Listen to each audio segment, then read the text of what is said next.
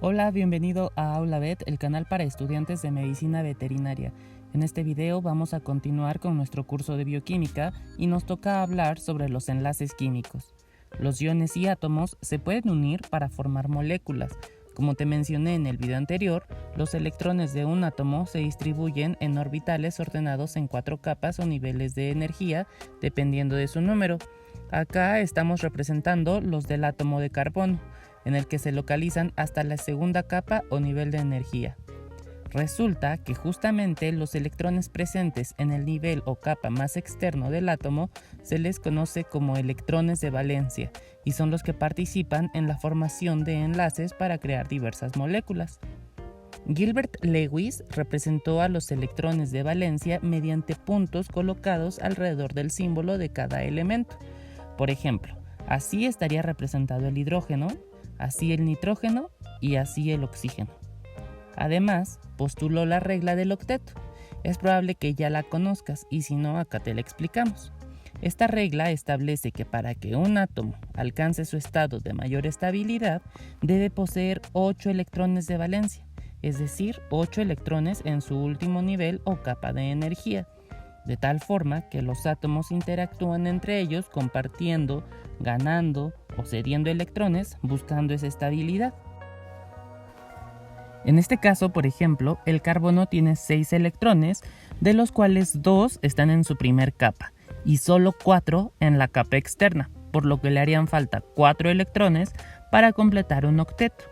Mientras que el oxígeno posee 8 electrones en total, pero 2 están en su primer capa y solo 6 en la segunda, por lo que le harían falta 2 electrones para formar un octeto.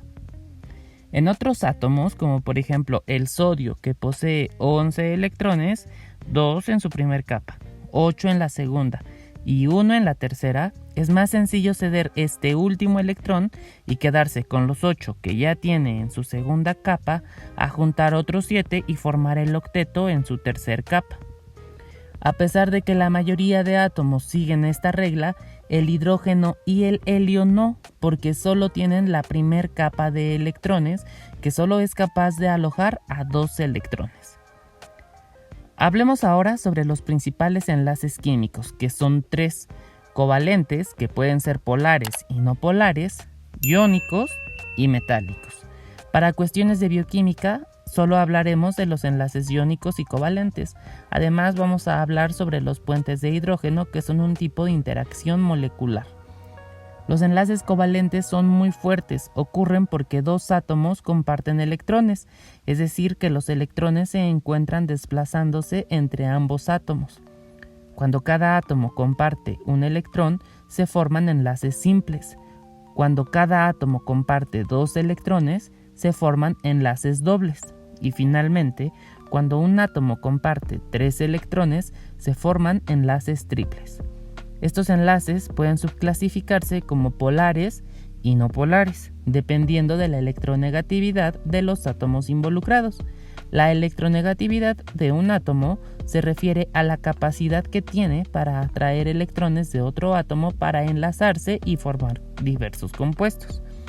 En el caso de los enlaces covalentes polares, ocurren cuando los átomos involucrados poseen diferente electronegatividad, más específicamente cuando la diferencia de electronegatividad oscila entre 0.5 y 1.6, por lo que los electrones no se compartirán de manera equitativa, sino que pasarán mayor parte del tiempo cerca de un átomo que del otro, generando que la molécula presente cargas parciales negativas en el átomo más electronegativo y positivas en el menos electronegativo.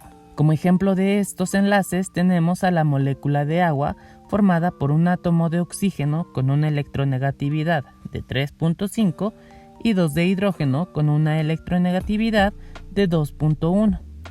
En este caso, cada átomo de hidrógeno comparte un electrón con el átomo de oxígeno y a su vez este comparte un electrón con cada átomo de hidrógeno. Sin embargo, como la electronegatividad del oxígeno es mayor que la del hidrógeno, específicamente la diferencia es de 1.4, los electrones pasan mayor tiempo cerca del átomo de oxígeno que del de hidrógeno, generando que los átomos de hidrógeno tengan cargas parciales positivas y el oxígeno una carga parcial negativa. Otro ejemplo sería el enlace del ácido clorhídrico, donde la electronegatividad del cloro es de 3, la del hidrógeno de 2.1, por lo que la diferencia de electronegatividad de ambos átomos es de 0.9, por lo que en este caso el hidrógeno tendría carga parcial positiva y el cloro carga parcial negativa. Y como podemos ver, al sumar los 7 electrones del cloro más el que le comparte el hidrógeno, este átomo completa su octeto. En el caso del hidrógeno, al sumar su electrón más el electrón compartido por el cloro, logra llenar su primer capa de energía.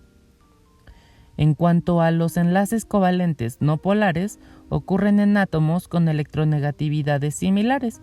La diferencia de electronegatividad se encuentra entre 0 y 0.4, por lo que los átomos comparten los electrones de manera equitativa y por lo general ocurre en átomos iguales, por ejemplo el hidrógeno molecular, oxígeno molecular o nitrógeno molecular.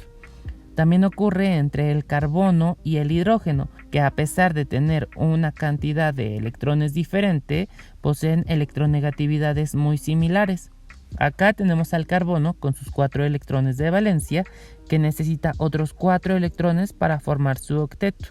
Al unirse con 4 átomos de hidrógeno, que le comparten un electrón cada uno, logra formarlo y por su parte los átomos de hidrógeno logran completar su capa de energía con el electrón que le comparte a cada uno el átomo de carbono. Como podemos ver, la diferencia de electronegatividades de estos átomos nos arroja una diferencia de 0.4. Para hablar sobre los enlaces iónicos, primero me gustaría contarte cómo se forman los iones. Ya te había comentado que estos pueden ser cationes o aniones dependiendo de su carga neta. Los cationes son iones positivos que se forman cuando un átomo pierde electrones. Los aniones son iones negativos que se forman al ganar electrones. Además, estos últimos reciben nombres que terminan en uro. Por ejemplo, el anión del cloro se llama cloruro. Vamos a hacer un ejemplo. El sodio solo tiene un electrón de valencia, es decir, un electrón en su última capa de energía, por lo que para este es más fácil perder un electrón a encontrar 7 para formar su octeto. Debido a esto, el sodio tiende a perder ese electrón y formar el ion sodio.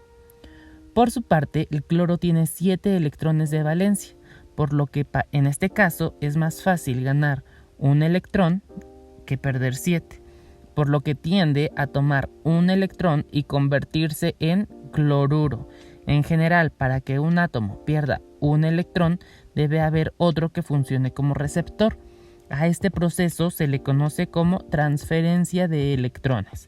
El sodio dona su electrón para vaciar su capa más externa y el cloro acepta ese electrón para llenar la suya, cumpliendo así los dos con la regla del octeto. Ahora que ya conocemos cómo se forman los iones, podemos hablar sobre los enlaces iónicos. Estos ocurren, como su nombre lo indica, entre iones con cargas opuestas. Por ejemplo, los iones de sodio y cloruro se atraen entre sí para formar cloruro de sodio. Otra forma en la que podemos verlo es que son interacciones entre átomos con una diferencia de electronegatividad entre 1.7 y 3.3.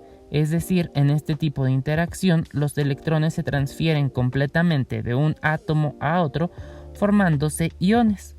En nuestro ejemplo del cloruro de sodio, el cloro tiene una electronegatividad de 3 y el sodio de 0.8, por lo que la diferencia es de 2.2, formando un ion sodio con carga positiva y un ion cloruro con carga negativa. Además de estos enlaces que ya vimos, también existen interacciones intermoleculares. Hablaremos solo de puentes de hidrógeno. Recordemos que la molécula de agua está formada por enlaces covalentes polares, por lo que los átomos involucrados presentan cargas parciales positivas y negativas. Aquí tenemos representadas 3 moléculas de agua. Los puentes de hidrógeno ocurren por la atracción de esas cargas parciales positivas del hidrógeno de una molécula de agua hacia la carga parcial negativa del oxígeno de otra molécula de agua, o viceversa, por lo que en este tipo de interacciones no se trata de transferencia o compartición de electrones, sino de atracción de cargas opuestas. Eso es todo por este video, espero que te haya gustado y te sea útil. Te dejo otros videos que te pueden interesar y no olvides suscribirte al canal. Nos vemos, adiós.